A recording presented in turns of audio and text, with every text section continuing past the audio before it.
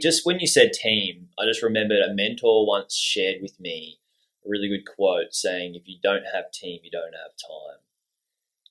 And meaning that a lot of people try, I feel a lot of people try and do a lot of the in learning and education and investment, or try to do all the pieces of the puzzle themselves, really.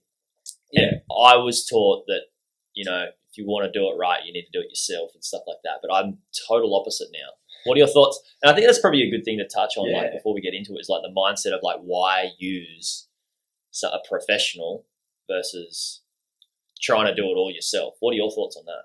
Well, in regards to property, there's some people that you just need, like say, we'll rattle a few things off, and they're things you can't do by yourself. So an accountant's very handy, and a mortgage broker, and solicitor and conveyancer. But when you're buying a property, you can do a few of those things yourself.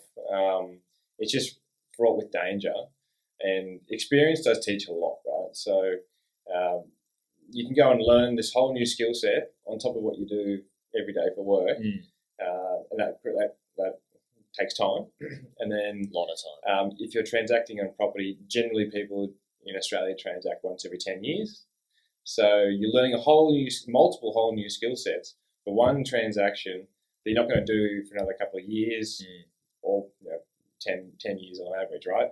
So in that 10-year period, even in a 2 or 3 year period, the market's changed so much. Even the way that our technology is evolving so fast, you're going to have to relearn that whole skill set in a few years for the next purchase, right? So utilising skilled professionals who do it day in, day out, you're going to leverage that time and that experience, and you're going to reduce that risk. Isn't it wild to think that sometimes, like, you want to have full control over the whole process at times, but it's good to know parts of it. Yeah, absolutely. I just think a lot of people. I ran into this, like, why would you use a buyer's agent, right? We'll touch on this through buyer's agent, but this is the same with any sort of expert that you can have on your team, and the same when I'm using people in business and on contractors, and why would you use them? Well, they've got 20 years dedicated to learning that. They're in it all day, every day. And if I'm plumbing as a full-time plumber, like I was, how am I going to stay on top and be better than these guys? And then you've got buying an investment property is a competitive landscape. So you're trying to play a game against you being the solo person, working it out, fumbling around, if I must say, when you try to do it yourself, versus somebody that's in it every day. Who's going to win? Yeah, well, I can hands down say that, I'll win. I agree. I'm not being too, it's not egotistical, arrogant, all those words that people do say, but it's just when I'm in it day in, day out, I'm building relationships with agents in pockets. They know, like, and trust me, and they know they're going to get a deal done. If you're if you're a serious buyer, you're still entering into a market that you have very limited experience in. And I mean, we see it day in, day out, where we're coaching people on how to work through this process, and often they get in their own way. And that's obviously understandable, because there's a lot of people out there that have done wrong by people, so they're a bit burnt. But that's why we try and lead. We lead with education first, because that's important, and then my whole goal, generally, my philosophy is teach them how to fish.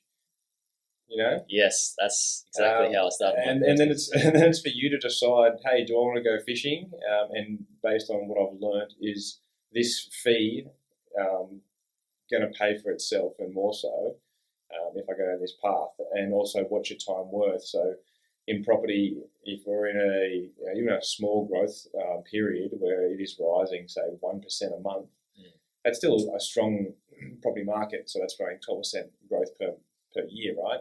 On average, it sits around 6 to 8. I think the 30-year growth rate from CoreLogic was 6.8 that came out over the last 20 years. So based on that too, if you're not transacting, say if you're finance ready and you're ready to transact on a property in March, and you're waiting till September to find, to get that property, to build that confidence, that's 6 months of growth that you've missed out, which is tens of thousands of dollars, right? Yes, really good point.